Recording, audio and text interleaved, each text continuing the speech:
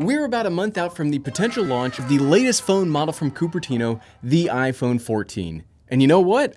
I don't think you should wait around for it. While we're not waiting around for it, I'd like to thank today's sponsor, Squarespace. Real talk, from what I've seen of the rumors of the 14 lineup, there seems very little reason to wait around for it compared to what is currently on the market. Sure, that could just be my growing boredom with phones as a whole talking, but in reality, I don't see the hook. And today we're going to go through all of the main current rumors, which should hopefully be pretty accurate this close to release, and we're going to compare them to what we'd get today in an iPhone 13 or even an iPhone 12. Real talk, something that I always lead off with in these style of videos is, if you have a need now, buy what you need now. If your phone is broken, get a new one. If you need something for work, go get it today. There is always something new and shiny around the corner. This makes it crazy to be waiting around for the next hotness, especially now that phones are turning into well-established tools that really only need to be updated every 3 or 4 years. There is literally zero reason to buy a new phone every year.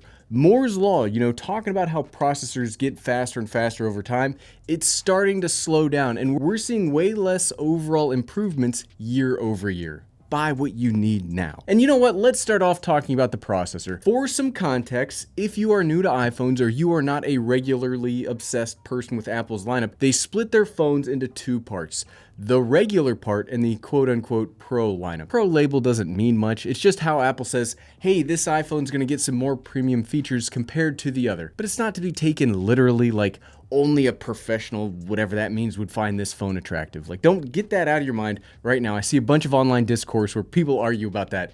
That's crazy. But when it comes to the segmentation, this is actually the easiest reason for me to say just buy a phone today. The two lineups will be a little more diverse than normal because it looks like the regular lineup will keep the A15 processor from the iPhone 13 lineup, while only the new Pro and Pro Max will get the brand new A16 chip. With the way Apple's been going recently, even when you get a wholly new processor across the board, you haven't been missing out too much year over year anyway, as they've been making their chips more efficient and not more numbers going up on a bar chart powerful either way. But when the chip stays the same in your phone, whether you get an iPhone 13 or an iPhone 14, it really makes little sense to wait to buy the latest phone. You'll get the same capabilities whichever one you buy. I'm also going to extend that line to not waiting for the Pro series though as well. We'll talk more about the physical rumors coming up a little bit later in the video, but the current iPhone 13 Pro Max has more power than any other mobile device on the market. It has battery life that literally lasts for multiple days,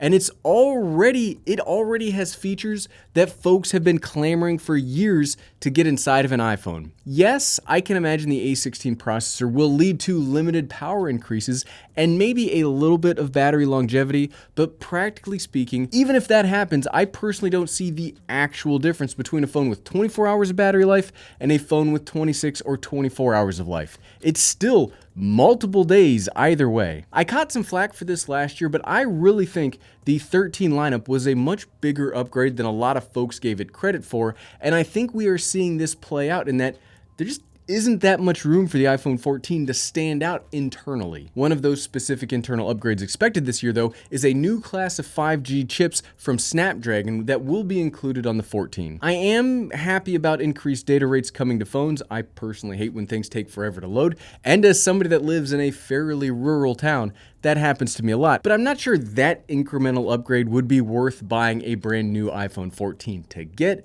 or to wait around to get. I have seen some rumors of satellite-based emergency communication being enabled because of this chip, but that's kind of a very big niche feature. Next up, let's talk body design. When we're looking at the standard iPhone lineup, there isn't going to be that big of a difference between the two series. Same notch, same screen, same pretty much everything. There is one major difference in the actual phones, but the only real differences you'll see again will come if you move towards that Pro model. And now instead of a notch, you'll get a pill cutout.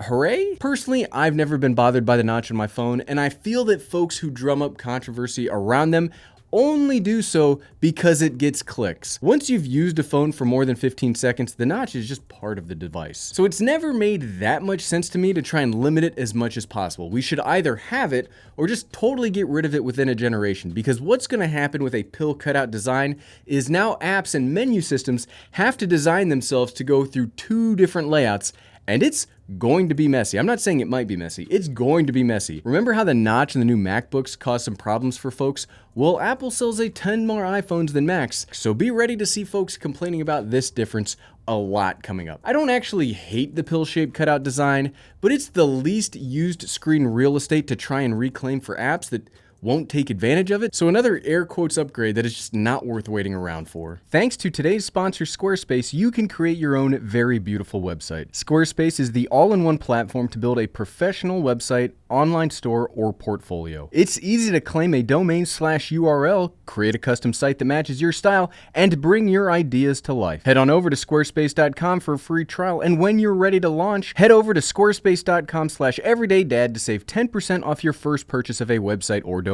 When it comes to the actual displays themselves, probably the most important part of a cell phone these days, it looks like we'll still see the standard 60 Hz refresh rate stick to the regular lineup, while ProMotion will remain on the Pro and the Pro Max variants. For those that don't know what it is, ProMotion is a variable refresh rate technology that allows the display to move from a lower rate to a faster rate depending on what's happening with the screen. The benefit is with faster motion, it will feel far more fluid, and with slower, it will save battery life. I actually really love this kind of tech because it's as close to a win-win scenario as you are going to find. Better specs and better battery life. But again, and you can say this with me, it's not new this year. You could buy a phone right now with this tech, and that means there isn't a reason to actually wait. Dang, were you actually able to say all of that with me?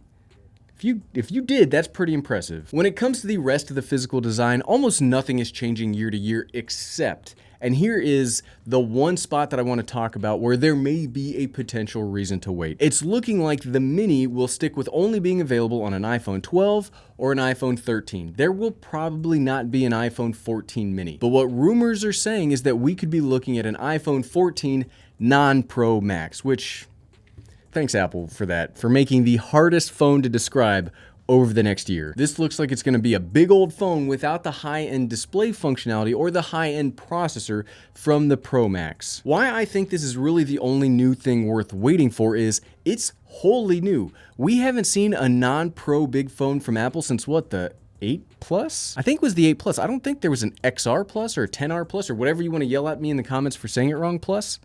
I don't remember that one. Plus, it should be cheaper and it'll last forever, and I'm actually pretty excited about that one. But for the rest of the body design, if you are waiting on USB-C or other connections to make an appearance, doesn't look like it'll show up on the iPhone 14. So again, not worth waiting on. Cameras are pretty darn important and a huge reason folks even buy cell phones. Remember when you had to buy little disposable cameras to take pictures of family events? You had to get them and then wind them to like charge the picture, and then you get one picture with literally everything in focus and maybe people were in the picture, and it had like a little crappy flash that you had to charge with the camera. And as a kid, I would always just waste the flashes because I just enjoyed charging up. It's like, ding! Then somebody popped a camera in a phone and the world changed overnight. For cameras, it doesn't really look like there will be anything too earth-shattering here either. Yes, there might be a potential periscope mode or something coming to the high-end Pro models to give you a farther, like, real reaching zoom, but a lot of that is software based, and if it's anything like cinematic mode from last year, it'll be something that we'll be wowed about for about 5 minutes and then we'll literally never use again. Seriously, when is the last time anybody talked about cinematic mode? I'm dead serious. Let's go to the computer and check. Yep, looks like about 7 months ago was the latest thing that anybody talked about cinematic mode. And I guarantee that that's the same thing that we will talk about with whatever new camera trickery that happens on the iPhone 14s. I know folks talk about preferring huge zooms like what the Samsung Galaxy phones have, but I really like how Apple has these cameras set up like real camera focal lengths. Maybe if we could get another one with like a 200mm or equivalent or something like that, that would be a real need because ultra wide, wide, and portrait are pretty good as is. And maybe if we could get a nice sporting or bird lens, that would be pretty neat too, but I'm not sure that the technology that actually exists to fit that into such a small space. According to the rumors, the camera bump will be bigger than last year, so maybe all of the cameras will be upgraded to the larger sensor version that's been saved previously for the wide angle camera on the last few phones. In fairness, that is my favorite cell phone camera ever made, so maybe if they do swap to that, it would be worth waiting for.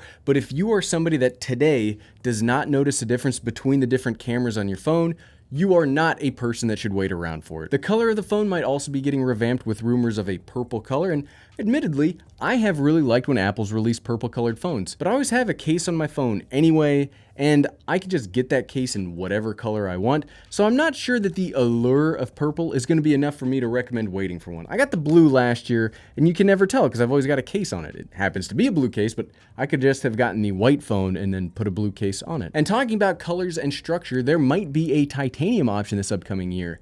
Now, when we talk about titanium, I would assume this would be an option and something you would have to pay extra for and not something included standard, because on Apple Watches, you have to pay more to get a titanium case. But if you like spending the most amount of money on a phone, well, here you go, I guess. Talking about pricing, according to the rumors, there should be no change in pricing year over year. And rumors have been pretty good about this so far. I would not be surprised by a cost increase somewhere. Components are harder to get. Inflation is on the rise. Legitimately, things cost more for consumers and businesses today than they did a year ago. Somebody has to eat that additional cost. Whether it's Apple or us is yet to be determined, but we know today how much an iPhone 13 or a 12 would cost. So I'm not saying the price is a reason to not wait. That didn't make sense at all. But again, if you have a need now, buy what you need now. I'm pretty excited to see what Apple's come up with in their latest phone. I personally really enjoy seeing all the new features and the new updates and everything that they're able to pack into these tiny wonders of technology. And that they're able to do that year over year, that blows my mind. But I'm also somebody that buys this stuff every year to make YouTube videos about anyway. Like, I'm gonna buy it no matter what they release. If you are not that kind of a person, you're not a YouTuber, you're not a blogger, you're not a tech analyst, I do not recommend buying a new phone every year. And if you have something as late as the iPhone 11 or 12, and especially if you have an iPhone 13, I just don't see the reason to wait around if you needed a new phone today. Obviously, if you have one of those phones, and I'm not recommending you get an iPhone 14, well then I guess technically you are waiting. You're just not waiting for the iPhone 14, you're just not waiting for anything. So I think that means we are both in agreement then. And if you like this video, hit subscribe and click here to watch me buy the cheapest MacBook I could find on Amazon. Click, click, click, click, click, click, click. Thanks for watching.